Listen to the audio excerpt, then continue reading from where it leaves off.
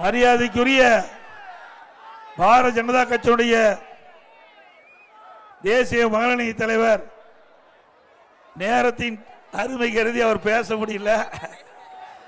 ஏன்னா அவர் கூட்டணி கட்சியில தேசிய அளவில் ஒரு பதவியிலேக்கு நமக்கெல்லாம் ஒரு பெரிய மகிழ்ச்சி. ஏன்னா இன்றைக்கு நாட்டை ஆளக்கூடிய கட்சி பாரதிய ஜனதா கட்சி. அதுல தேசிய அளவில் ஒரு பொறுப்புல இருக்கின்றவர் நம்ம பகுதியை சேர்ந்தவர் என்றால் நமக்கெல்லாம் பெருமை. அதே போல ஆர்வச்சார் எஸ்பி வேலுமணி அவர்கள் இந்த தொகுதிக்காக எப்பொழுது பார்த்தாலும் தன்னுடைய தொகுதியினுடைய ஞாபகம் தான் அவருக்கு அதிகமா இருக்கு. என்னை சந்திக்கின்ற பொழுதெல்லாம் இந்த தொகுதி மக்களுக்கு என்ன தேவை என்பதை பேசிவிட்டு தான் வேற பேச்சு பேசுவார்.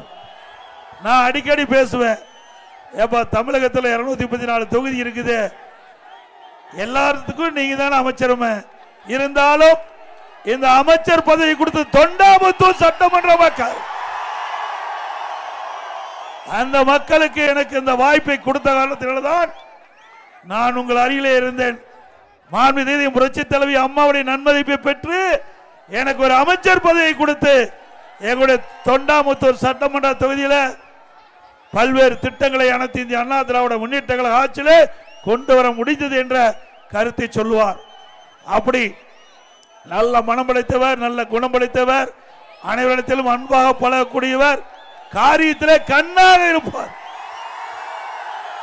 சுத்தி சுத்தி வந்தாலும் தொகுதி பத்தி தான் பேசுவார்.